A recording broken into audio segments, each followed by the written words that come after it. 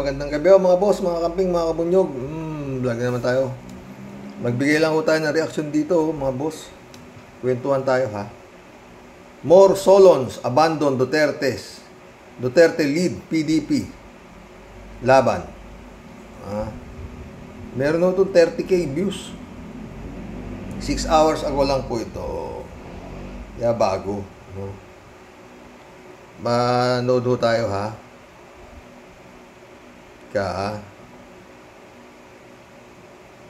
Sige. More lawmakers jumping ship from the once dominant PDP Laban party of former President Rodrigo Duterte. Agusan del Norte's 2nd District Representative Dale Cordova and Caloocan City's Mitch Kahayon Uy were among the old PDP Laban members who joined Lakas CM. Among the old? Nilalayasan na si Digong. Tuloy. That the political party of House Speaker Martin Romualdez, the new transfer brought Lakas CMD strength in the House of Representatives to 86 members. Meanwhile, from a high of 120 lawmakers during the term of Duterte, the PDP Laban is now down to just 13 congressmen. 113? Ay, 120 plus yata. Ngayon, 13 na lang. 13 Di ba numerong malas yun? Nako. At mukhang bababa pa raw. Pakinggan natin. Its Vice President Johnny Pimentel expects more members leaving the party in the coming weeks. He also attributed the shift... More members party is leaving na... lalayasan na si Digong. 13 na lang ay marami pang aalis. Yung karma, di ba mga boss? Hindi na pwede parati kang ano eh. Tsaka yun nga. From 100 plus na miyembro mo, ngayon, 13 na lang. Aba, dapat huwag ka na maingay, Digong. Kakahiya na yan. Si Digong na masabi. Maski ba magsialis kayo, maski ako na lang mag-isa eh. Tuloy. To the upcoming election period, as well as tensions between Duterte and the House. Philippine Vice President Sara Duterte vows to support her father should he run for public office again. Former President... Ito. Masaya rin to eh. Rodrigo Duterte earlier said on an evening SMNI show that he would run for senator or vice president if his daughter were to be impeached. Sara insists the former chief executive has their full family support. A lawmaker has claimed some members of the House of Representatives plan to file an impeachment case against the vice president. Kung ano man yung desisyon ni Pangulong Duterte ay buo ang suporta ng pamilya. Ni Papa Ikaw naman, ni Papa. Sa kanya, just like kung ano man yung mga desisyon namin ng mga anak regarding sa politika, buo din yung suporta ng pamilya sa amin. Ganun din ang suporta namin sa desisyon ni Pangulong Duterte. Wala nga namang hindi ninyo susuportahan si Papa eh. Bilyon-bilyon ng confidential pan nyo, di ba? Daang milyon. O, kagaya mo, 460 million. Nung mayor ka, presidente si Papa. O, di ba? Dapat susuportahan mo si Papa. Ay, naku. Putangi lang to si Grace Ching sayang hindi sumuporte, ha? Uwi na lang niya yung kapatid niya. Tuloy. Nabanggit ko naman yung Grace Ching sayang na yan. Buwisi. Tuloy. Two Philippine House lawmakers urged the Marcos Jr. administration to cooperate with an international probe of the Duterte government's bloody drug war.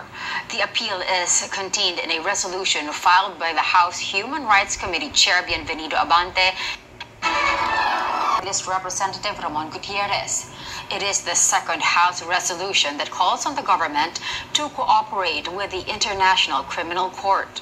The resolution says the Lagot ka, Digong. Philippine government showed respect for the ICC proceedings and the rule of international law when it initially asked the ICC to defer its investigation. It also notes the Philippine Supreme Court acknowledged the ICC's jurisdiction over alleged crimes against humanity that may have occurred in the Philippines while it was a member state. Philippine President Marcos Jr. and other justice officials earlier said the government will not cooperate with the ICC probe since the Philippines withdrew in 2019 from the treaty establishing the ICC. 7 more witnesses again. Nakukulit naman ito, no?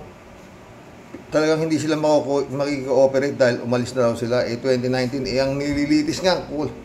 Si Milnario Guevara yun, no? Dapat makikooperate kayo. Kayo naman. Bagay mga batang gongsi, di ba? O, tuloy natin. Maski hindi naman sila makikooperate, eh. Di ba? Basta tuloy ang ano ng ICC. Ganun lang yun. Pumapayag na, marami ng mga congressman na nagsitalo na nga. At ayan, pinapakisapan na nila na makikooperate yung gobyerno. Di ba? Tuloy. Against former Philippine Senator Leila de Lima offered to recant their statements in her last drug case. The 7 persons deprived of liberty rode to Muntinlupa RTC branch 206 Judge Henergito to express their intention to recant. Itong si ni Senator de Lima, pag hindi na-acquit to o na-dismiss, parang ano na to, pwedeng ilagay sa libro ng katakataka. 7 na naman ng nag-recant naman ng kanilang mga testimonya. Sila tinakot lang. Mga bilibid, mga makabilangguho itong mga nag-recant na to, eh. Oh. They said they were forced to testify against de Lima. They insisted any judicial statements they've made are void of lack of consent. The 7 had accused de Lima of receiving money from illegal drug trade in New Bilibid prison. They also requested to be transferred from Sablayan Penal Colony to NBP. Last November 13, de Lima was released on bail after nearly 7 years of incarceration. The Philippine Agriculture Chief gives rice importers 30 days to use their import permits or lose them. He issues the deadline as prices of the staple grain begin to spike in Metro Manila. Jervis Manahan reports.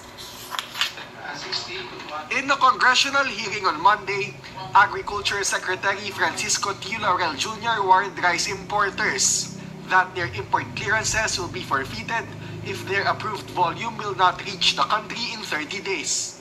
He said there's 1 million metric tons of rice that's valid to enter the country. Sabi ko sa kanila, pag hindi nyo import yan within 30 days, hindi kayo mawin ng PO, kakancelin ko lahat yan. Because I don't want to be held hostage by, permits that were issued to them upon their request. Diba? So, then wala rin ho akong alam na nagsiset ngayon kung ano dapat ang import volumes. This comes amidst rising price of rice in most markets in Metro Manila.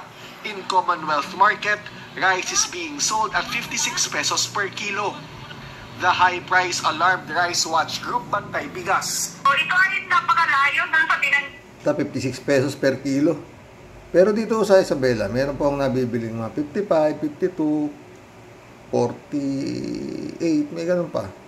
Dito sa Manila, 56, pataas pa ho yan. Ng Department of Agriculture na dapat ay 48 lang ang presyo ng regular milled rice. The group belied allegations that the spike is due to high price of palay or unhusked rice. Bantay Bigas asserts the price of rice is still very low in many provinces. Yung monitoring mismo ng Bantay Bigas ay meron pa ng 15 and 50 centavos sa Albay, presyo ng bagong ani. Ganun sa Mindoro at saka mismo dito sa Laguna ay nananatiling mababa, 20 pesos per kilo. The Department of Agriculture. Ba, maganda. Di tiba-tiba na naman yung mga dyan. Mga big time rice cartel na sinasabi, mga bumibili ng palay. Kung ganyan kamura yung sinasabi niya, ang gagawin lang uno, kasi dating ako nandyan eh. Pag ganyan kamura, ang gagawin nila dyan, bibilihin yung mga ng mga magsasaka na yan. At yan, kakamada sa bodega yan. Yun ang dapat nila bantayan. Hindi ho yan pawawalan. Kasi mura nilang nabili. Tapos pamimil, papasa sa Maynila. Tapos mataas na. Yan ho yan eh. Kaya tama ho nito sa farmers. Kasi murang binibili sa magsasaka. Kasi kakamada. Tapos pabibigas. Karamihan yung mga big time na may sarili humiling. Na nagigiling nila sarili. Dito meron mga ganun. Tsaka nila ipapasa sa Maynila. Kaya ang tama niyan, yun nga, farmer sa tamaan at tsaka itong consumer. Kawawa. Tuloy. Culture assured lawmakers on Monday that supply of rice is stable. They said the buffer stock is enough to last until the first quarter of 2024. Jervis Manahan, ABS-CBN News. Transport Group Piston says it's a go for day 3 of its transport. Ito po malupit mga boss. Yung mga jeepney driver, day 3 na yung kanilang protesta.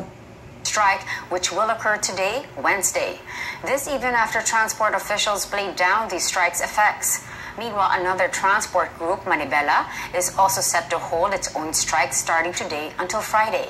Both Piston and Manibela are protesting against the government's PV modernization program, which they believe would bury jeepney operators and drivers in debt. Mabigat sa kalooban natin na yung kapatid nating Piston minamaliit. Sinasabi, walang epekto. Hindi naman po yung epekto ang pinag-uusapan natin dito. Ang pinag-uusapan natin dito, yung kabuhayan ng nasa transport sector. The Land Transportation Franchising and Regulatory Board has insisted they've done what they can to make the program easier to comply with. More remote areas in the Philippines set to benefit for the government's free Wi-Fi. Hanggang dyan na lang mo yan. Magbigay na tayo na dyan. Alam nyo, yung wala ho bang ibang maisip na yung jeep na yan bata pa, siguro kayo, lalo yung mga may edad na rin kagaya ko. Ang pamasahe dyan, 5 yata, G's. Ang pamasahe. Ganyan na ho yan, mga saraw, mga kung anong jeep na pampasada. Francisco, karamihan saraw. Malagenya, kung ano-anong klaseng, basta mga jeep. Dyan nga sumikat pa si Erap, itong mga jeep na yan. Tapos, bakit? Kung kailan yung taghirap, mga boss. At saka ngayon, kung ano-anong pasang krus ang inaano nito, hindi sila sa karamihan dyan sa mga jeepney driver na yan, nakikiboundary lang po yan. Ewan ko, saan pupulutin tong na to. Mihingi ng palugit yung mga driver, mga jeepney. Maski 5 taon pa para sila makapag ano man lang. Wala sa December 2024 wala na raw, hindi na raw sila papapasadahin. Ilang libo yung pamilya na yan. Libong jeep, libo-libong jeep. Isang driver ng jeep, ilan ang pinakakain yan? Yan dapat iniisip ng gobyerno yan other way around baka may kikita naman sa gusto nilang ipagamit ng mga bago raw modernization nakita ko na ho yan at yun nga milyon ang alaga, milyon sabi nga nung mga paano naman mababaong kami sa utang diba magkulab na po tayo mga boss. Kalat ni Baya, shout out Hello, Miss Akira Milos, pleasant day, sabi ni Kalat niya. Good evening, karaoke. Gabi man o maaga, banat lang karaoke. Be well, mga bear. Hindi pa, wala pang schedule yung operasyon ni mga bear. Nandito pa Friend, I'm Bingson, shout out. Dolor Garcia, shout out sa inyo Belinda Magtangob, sabi niya. Yung comment nyo doon sa vlog ko kahapon tungkol sa tatakbo raw yata to si Digong, tatakbo. Malapit na talagang tatakbo to Dahil ICC is coming to town. Mukhang hindi humaawat. Sabi ni Friend Aimee. Parang awa nyo na. Huwag nang dapat iboto ang mga lahi ng mga halimaw. Tatakbo. Ewan Friend Aimee naibad ka na naman Elizabeth Scare, shout out Sabi niya. Good evening, Sir Rox. Bakit pa ulit-ulit na lang pinagtatanggol nila itong Sara tungkol sa confidential fund na to. At sa kasalanan daw nitong BBM na binigay niya yung 125 million kay Sara. Wow! Kaya daw ginastos niya ito. Ha? Grabe itong digong na ito. At pati si Kibuloy. Tama talaga na dapat lang napapasukin na dito ang ICC. Kasi sumusobra na itong pinaggagawa nitong digong na ito. At may pagbabanta pa siya palagi sa ating katahimikan. Sobrang ingay ng bunganga nito. Parang babaeng pakawala. Mainit na ulo nito. Friend Ivy Bingson ulit to. Mga bobong botante, kailan kayo magigising sa mahimbing ninyong pagkakatulog? Maawa naman kayo sa bansa natin. Nakakasuka na ang mga halimaw ng Davao. Lord. Si Sara naman lahat kampi raw siya. Alam nga naman hindi mo kampi ang tatay mo yan. Ikaw naman. Ano ka? Amy Marcos. Parang hindi kampi yata kay BBM. Patid niya yun eh.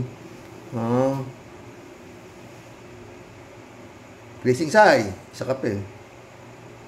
Mudi Muma shout out. Sabi niya, "Hi sir, good evening po. Nagpapahalata si Digong na nagpapanik na ang mga Duterte. Nagpapanik na mga Duterte pala talaga. Ang sayang, gumagawa ng gulo sa bansa. Ikaw, Digong, piling o Diyos ka at ang ibig mong ipahiwatig mo, ikaw ang kikilalanin na Diyos dito sa lupa. Ikaw, Digong, may makapangyarihan pa sa'yo, ang Diyos na may-ari ng mundo. Baka kapitan walang boboto sa'yo.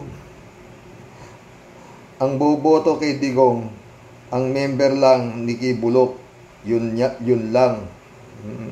Mudi mo magalit din. Hindi, talagang tatakbo yan, oo.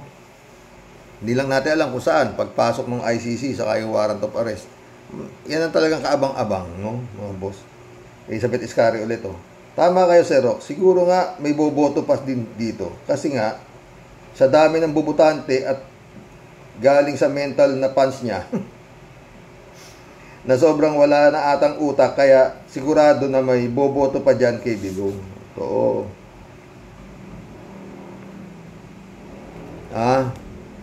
Ferdinand San Juan, shout out. Good evening po, Karox. Yang babala ni Duterte, natatakbo at babalik siya sa politika kapag na-impeach si Sara, wala namang problema doon. Wala namang problema doon eh. Gusto niya eh.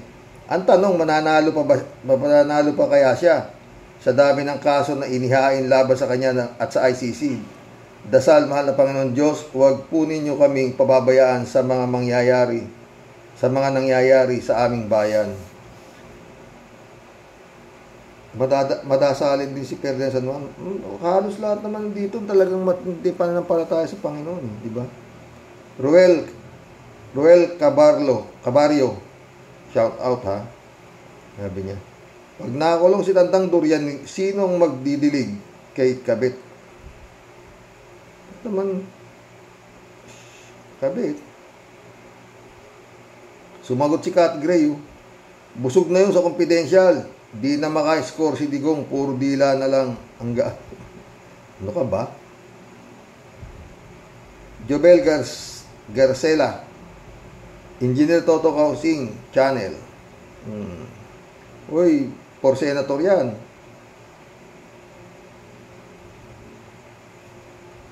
Stick War Legacy, shout out. Sabi niya. Naku po, babuyan pala. Wala kaming laban sa iyo, Digong. Ikaw lang naman ang sakalam pagdating sa babuyan. Champion ka. Champion ka dyan, sir. Sabi niya. Oo. To, pagdating sa babuyan, champion yan. Pati nga si BP Lenny, tinitignan niya yung binti ni BP Lenny, di ba? Digong. Kaya ako magkwento yan, tatawa nga ako eh. Pinapalakpakan naman ng tao, kinikwento niya kung gaano kahaba yung et-et niya. Oh. Klase yun. Nung kasi ay presidente ha, presidente siya nung kinikwento niya kung gaano kahaba yung et-et niya.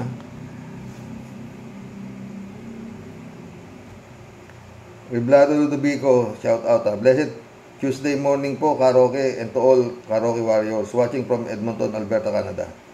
God bless po, stay safe and healthy. Ayan dyan, magaling si Dorian Dutae. Naku po, tama na 6 na taon, walang silbing binaboy mo ang Pilipinas. Sorry Karox, off volume muna. Salot yang si Pacquiao at si Digong nyo po eh. Kidlatin nawa kayong mga leche. Mainit ang ulo na naman ni Librado. Marilo Pabianak, shout out ha, sabi niya. Good night na po, Tay, at sa mga karaoke warriors. Tia Deli, Impong Basyang, stay safe po. Ina ng laging saklolo, mahal na Senyor Nazareno, huwag niyo po ipahintulot na maibalik pa ang matandang kuda ng kuda. Nawawala na po ang respeto ng mga Pilipino sa inaasal niya. Ingat po, Tay, at sa mga ka-warriors. God bless us. God bless, Maril Pabianak. Ha? Kalat ni Baya. Hello, Miss Aruba. Good day. Oh, okay na si Miss Aruba. Si Miss Tuesday. Kailan kayang Tuesday yan, ha, friend? 2024, 2025. O, anong buwan ba, ha? Maraming Tuesday, friend Jane, eh. Biro lang, eh. Malay mo, eh. Maganda makipagkwentuhan ka sa akin. Lalo pag napagkwentuhan natin yung nangyayaring senaryo sa aking misis, ay, haba-haba yan. Napagkwentuhan na namin yan yung friend Amy, friend Marilu Pabian, marami na. Puy Hong Kong, si Balong, marami. Shout out, Boy Hong Kong, Balong, ha. Brother Elias Isyo, shout out. David Alwin Mendoza, shout out, sabi niya. Hello po, Karox, at sa mga Rocky Warriors. Good evening po sa lahat. Ay, nako, Karox. Wala na kasing mag-interview dyan kay Digong, kaya si Kibulog na lang ang laging takbo para mag-voice out ng mga hinaing niya. Diyos ko po, Lord, sana po ipadala nyo na po si San Miguel Arcangel doon. Pambira ka naman, David. Napainom ako ng tubig sa'yo, oo.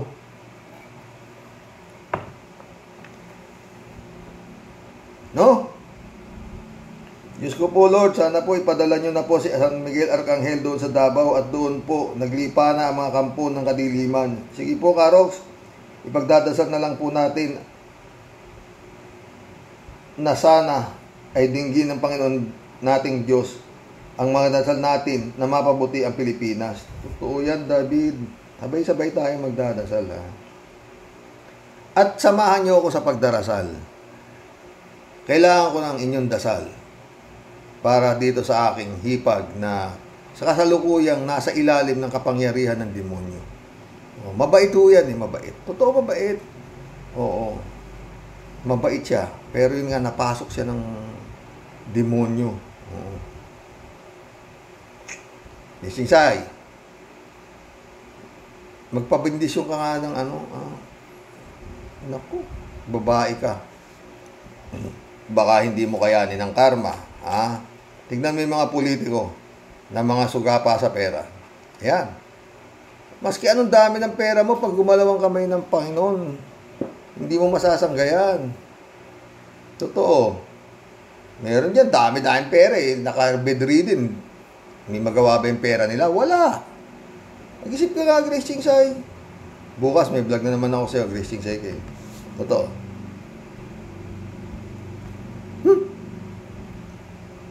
Cat Gray, shout out. Tumat, ha? Tumakbo siya kung gusto niya. Baka yun na ang totoong diretso sa inidoro para tuluyan na siyang mamahinga at hindi na makadaldal. Sa kalam daw. Sa kalam daw yung ugok. Piling niya, hawak niya mga Pilipino. Hoy, hawak mo lang Smart Magic ni Dennis Uy. Tanda mo na, pasaway ka pa din. God Gray, matindi si God Gray. Busalan mo ang mga ICC. Busalan mo na nga yan. Isama mo na din si Kibaliw. Dapat i-contempt na din si Kibaliw. Dagdag gulo sa earth. Appointed daw ang ugok o disappointed son sana ba beach? Sa patong category na to. Uy, nalilibang ako sa inyo, matotoo. Mga comments nyo, grabe. Pero pag binabasa ko to kay mama, nalilibang din siya, totoo. Eto siguro si Digong, ang may dala ng virus. Lord, magpadala na kayo ng gamot para magunaw na ang Tanganisim virus sa Pilipinas. Wala nga, Kat Gray. Tagal ko na nga dinadasal eh. At parami sila ng parami. Very communicable disease. Yung Tanganisim virus na yan. Talo pa COVID eh. Oo. Friend Shervin Sapeda, shout out. Christy Ansen, July 7 Alcantara, shout out sa inyo mga friend. Sabi niya. Tuta Nicola po. Impong Basyang, Team Tiadeli, is in the house. Bumabati po ng mga maingiti sa ating pong lahat, mga Rocky Warriors the Great. Sir Rox, tungkol naman sa aking ingkong. Ingkong mo ba si Digong? Bae, talaga namang wala pong kasawa-sawa. Ano po? Bae, nakaredy na po kaming mag-hunger strikes ng aking mga alagang pusa at aso. Pag itinuloy niya ang kanyang plano, natatakbo daw siya ulit. Pero alam mo, ingkong, libre naman palagi ang mga harap.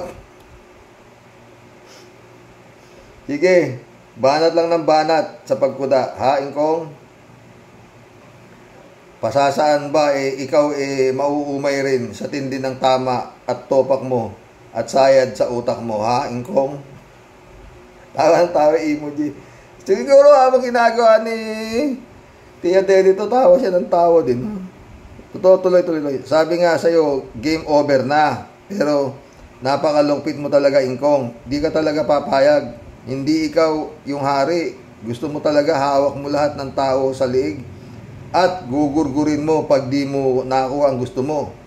Ano bang alas ang hawak mo at talagang ikaw nagtatapang-tapangan, ingkong?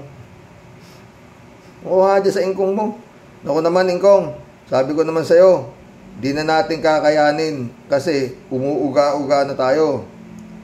Tayong may mga rayuma na pagtabing bakod na lang. Pasumba-sumba na lang sa may plaza, sama mo tropang kibulok at mga alalay mong butanding, tuko, buhaya.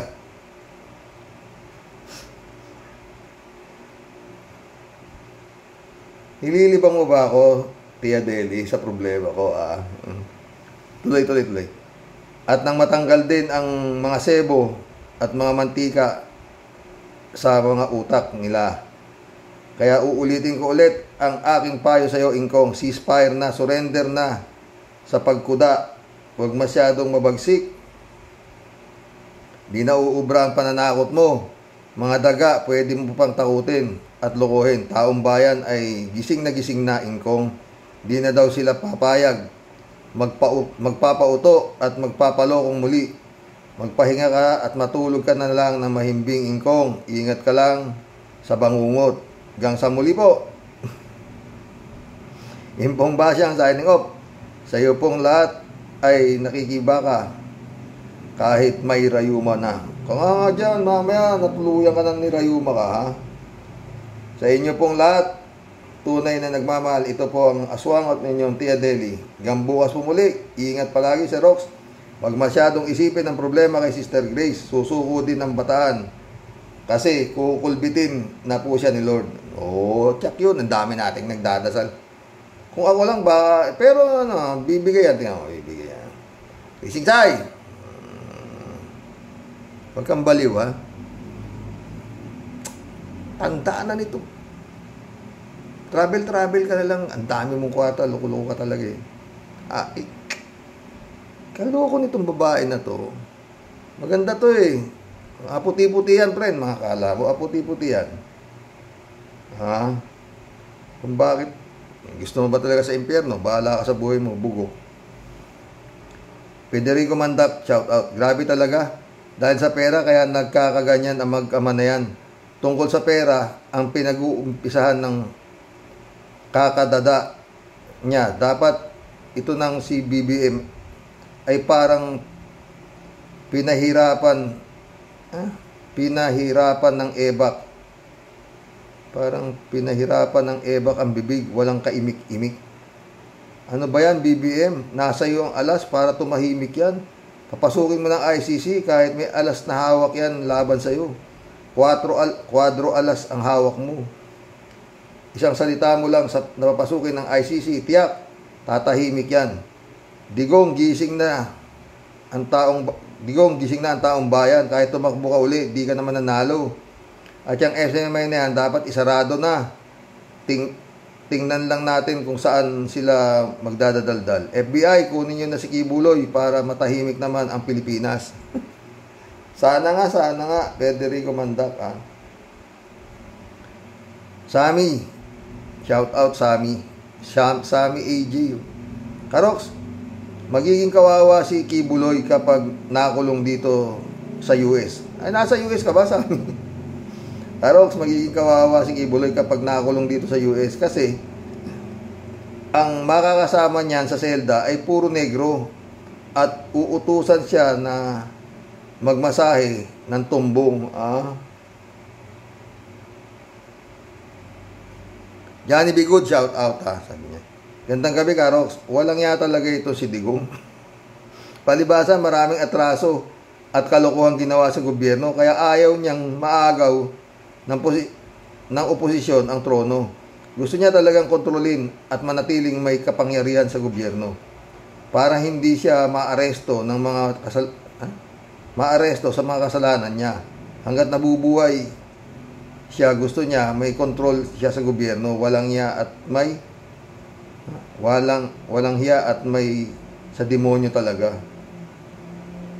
Tsura pa lang Sami ulit Karoks, si Duterte ay tatakbo sa presidente sa China kapalit ni Xi Jinping. Alberto Ulaer, shout out Karoke, bakit pinapabayaan na lang na nananakot sa mga Taga-Luzon si Digong Duterte? Bakit takot ba kayong mga Taga-Luzon kay Digong Duterte? Bakit hayaan niyo na lang ba Presidente Bongbong Marcos itong taong demonyo na si Digong Duterte na may bodyguard pang satanas na si Pastor Apollo Kibuloy na isa pang wanted ng FBI ng Amerika sa kasong child abuse, rape, human trafficking. Si Kibuloy, hoy Digong Duterte. Galit si Alberto Ulaer. Nagkamali ka, hindi ito Davao na kayang-kaya mong takutin ang lahat ng mga tao taga Davao. Karoke, ang durian talaga masarap pag inamoy-amoy mo. Hindi mo makain ang durian, medyo amoy nga popo. Alam nyo, hindi mo pwede itago ang durian.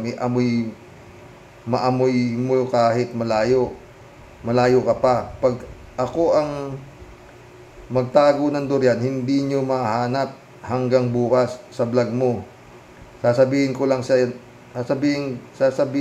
kung ano ang sikreto talaga. Hindi nyo mahanap. Hindi nyo na maamoy ang amoy durian, Karoke. Jane L, shout out Jane L, sabi niya. Ang tanong si Rox, mananalo ba kaya siya? Ang tanong si Rox, mananalo ba siya kung tatakbo siya ulit? Bumalay mo. Kung marami na naman siyang dating tapos na naman ng balota, mantakin mo, ang tibay. President si Sara, siya ang vice president.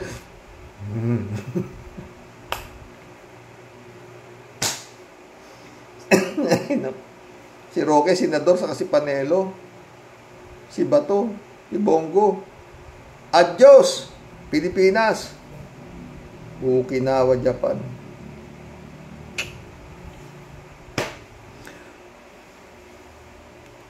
Lord, wag po. Hindi ho magandang biro yan. Jane L. ulit Remember, Xerox, nagbabago ang panahon. Yung bumoto sa kanya before ay natauhan na. Hindi lang yan. Yung ICC pa. Diba? Jane L. ulit Let's say tatakbo nga si Dig sa politika. Meaning to say, tatakbo siya bilang pang-inis, hindi para sa bayan. Totoo yan, Jane ka ha. Elena Lebron, shout out. Sus, wala na yan sa matinong isip na digong. Sus, wala na yan sa matinong isip na digong. Hindi na makatulog sa kaiisip sa pera ang mukha ng mga Duterte pulos pera, sabi niyo. Aris, shout out Aris, sabi niya. Lecturean mo, le-lecturean mo baka mo digong ang ICC tungkol sa international law. Sa palagay ko, ikaw ang dapat lecturean eh. Bakit? Kung magaling ka sa batas, susundin mo ito, hindi mo dapat ito labagin at gumamit ng ibang abogagong katulad mo para baliktarin ang batas, pagkat ang nakakaalam ng batas at sinusuway ito ay katumbas na rin ng walang nalalaman tulad ng sinasabi sa Biblia. Papaano ka ngayon mali-lecture kung wala kang nalalaman, bugo? Galit si Aris. Ronnie Bael, shout out Akala siguro ni Maudigs, mabango pa siya sa mga tao. Di naman nanalo yan, matanda siya, pahinga ka na lang. Galit si Ronnie Bael. Al Ulalia, shout out sabi niya. Malaki pa din ang tiwala sa sarili ng pinakamasamang taong naging presidenteng nambudol sa atin. Tapos na termino niya, dapat din talaga tanggalan na ng prangkisa ang SMMI para di na makapag-ere ang kapwa kriminal niyang si Kibulok na laging nag-i-interview sa kanya, at matapos na ang isa sa tagapagpakalat ng fake news. Magandang araw Sir Roque at ka-warriors. God bless us all. God bless Al Ulalia. Raul Villanada, shout out Brother Elias Ischo, shout out. Rachel Isguera, kagawad. Rachel Isguera, shout out Sabi ni Raul Villanada, greetings Kuya Rox at inyong may bahay and get well the soonest. Sana nga prente. Salamat talaga sa mga prayer niyo, totoo. Raul Villanada ulit Sasali sa politika ulit? Kung sa bagay, sa dami ng tanga, sapat to. No? Sasali sa politika ulit? Kung sa bagay, sa dami ng tanga at mga boboto, sa dami ng tanga, ay may boboto pa dyan. May SD card at Smart Magic yata siya. Ayun. Cassandra Daisy, shout out Sabi niya, digong nyo, magpahinga ka na para matahimik na ang Pinas. Wala ka ng alas, pati AFP, PNP ayaw sumunod sa'yo. Mga mahihina ang utak ng susunod sa'yo. Thanks God at may ICC. Rosario Amansek, shout out sabi niya. May mga tao na malakas kumuda, kahit isang bulati na lang ang di pumipirma para sa pagharap sa minura noon na judge sa langit. 3JC Hopo, sabi niya. Ano ba yan, Sir Rox? Itong mag-amang Diggs at Sara ang hilig magbanta. Sigurado ba siyang mananalo kung tatakbo siya? Siyempre nasa kamay ni BBM ang Smart Magic, Smartmatic. Diba? Pero mukhang ibaban na raw yung Smart Magic, parang ganon. Pero ako, maski nasabi mo iban mo yan, Smart Magic na yan, ang ipapalit mo ulit, makina na naman. Hindi pa ba tayo nadala dyan sa mga made in China? Na mga makina na yan. Kung anong ginawa doon sa Smart Magic, kaya rin gawin sa makina. Iba lang yung manual voting, di ba, mga boss? Ewan ko. Nakakanana nga maski ano ipalit mo dyan. Di ba? 3JC ulit Pag hindi si Sara ang naging presidente sa 2028, mawawala na rin niyang SMMI na yan. Saka wanted nga si Kibuloy sa US. The Rox, pati Diyos dinadamay ng mag-amang ito. Hay, sinong matinong tao na boboto sa kanila, lapastangan sila sa Diyos. Kung matinong tao walang boboto, friend 3J Shop ka, wala. Ang problema nga, maraming hindi matinong tao na botante. Yun ang malaking problema, friend. Mas marami yung hindi matino kaysa sa matino na botante.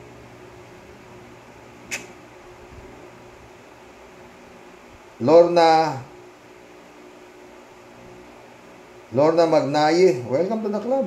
Lorna Magnaye, sabi niya, sana makakulong dalawa, Kibulok at Duterte, tatahimik bansang Pilipinas. ICC, bilis na, papasukin na, Marcos. Galit si Lorna Magnaye. 3JC up ulit, oh. Xerox, sabi ni Diggs, di daw interesado si Sara maging presidente. Ginagawa na nga ni Diggs ang lahat para maging presidente si Sara sa 2028. Dahil once na nakabalik sila sa pwesto, wala nang alisan yan. Akala kasi ni Diggs, tatakbo si Sarang presidente last election. Kaso, na-influensyahan siya ni Gloria Kumbaga sa chess, narong move si Sara. Kaya tinatrabaho talaga ni Diggs na maging presidente si Sara sa 2028. Let us to see. Tagal-tagal pa kasi yan, friend Jane Tagal-tagal pa yan, oo. Baka hindi na makaintay itong mga gigil na makabalik sa pwesto, biglang boom! Shakalak. Ka-Percy, sumalangit na ang iyong kaluluwa. Hayaan mo, Ka-Percy, susunod si Bongbong sa iyong mga payo na mag-ingat ka, Bongbong. Bongbong. Makise, shout out. Good day po, Sir Rox. Magaling lang pong magbantayan si Digong. Problema na siya na mamamayang Pilipino. Hay, naku po, Diyos ko po, Lord. Kayo na po bahala sa bansang Pilipinas. Maraming salamat, Sir Rox. And ingat po lagi. God bless always. God bless, Makise. Everyday Sunday, shout out, sabi niya. Ginagawang Davao baboy ang buong Pinas sa mga pagbabanta ni Digong. Sobra ng kababuyan ang katwiran ni Digong. Nakakasuklam na mga katwiran, halatang ganid sa kapangyarihan at kwarta. ICC ang magpapatahimik sa kanya. Wala nang iba. Michael Noble, shout out. Sabi niya, Karox, wala na. Tapos na yung politika, lalo kung masibak na ang Smartmatic sa Pinas. Sana pero yung papalit dyan, makina rin, yung problema natin, Michael. Aris ulit, sabi niya, Digong, parang aawa mo na at ng ibang mga tumatakbong politiko na tatulad mong walang iniisip kundi ang kanilang sariling bituka. Parang awa nyo na sa bayan, huwag na kayong tumakbo para makakuha ng pwesto sa gobyerno. Sakit lamang kayo sa ulo ng bayan. Wala namang kayong ginawa kundi magnakaw, mamerwisyo ng maliliit at mangbubudol. Siguro masaya pa kami kung mawawala kayo sa aming paningin dahil babalik ang moralidad, kasaganaan at katahimikan. Pabayaan mo na rin, Digong, kung maimpit si Sara, ukol naman sa kanya yon. Dapat nga sa'yo, Digong, hindi ka lang impeach ang gawin din sa'yo, kundi ipa-impeach. Ipa-impeach ang ulo mo sa gulong ng truck ay may kargang buwang. Parang makita kung ano lang laman yan. Baka marami ng anay, kaya kung ano-ano lang naiisip mo, buwisit. Si Aris, galit, Roy Makapinlak, shout out, sabi niya. Xerox,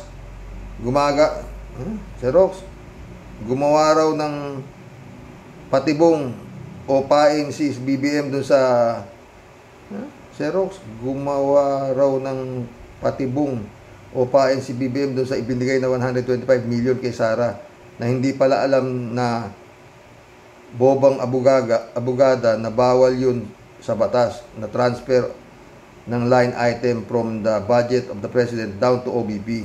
Na-entrap tuloy si Sara sa pagkasiba Pagkasiba niya sa kwarta. Patay tayo dyan. Christian Chengnak, shout out Adorasyon Di Maranan, Mirna Regalado, shout out sa inyo mga boss. Eman Scalona, nak, shout out Oy, mission accomplished po mga boss. O, di maaga ako natapos, hindi ako antukin masyado.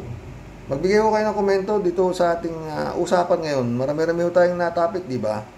Oo. At yun nga, susuporta si Sara sa anumang kagustuhan ni Papa. Tsaka yung mga jeepney driver, kawawa ako mga jeepney driver. No, mga boss? Ewan, kung hanggang saan maabutin to. Sige po mga boss, hanggang bukas. God bless. Ay, Lord. Makakatulog ako maaga. Alas 6 pa lang po dito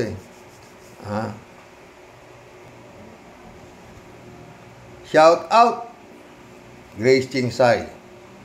Umayos ka. Magandang gabi po mga boss.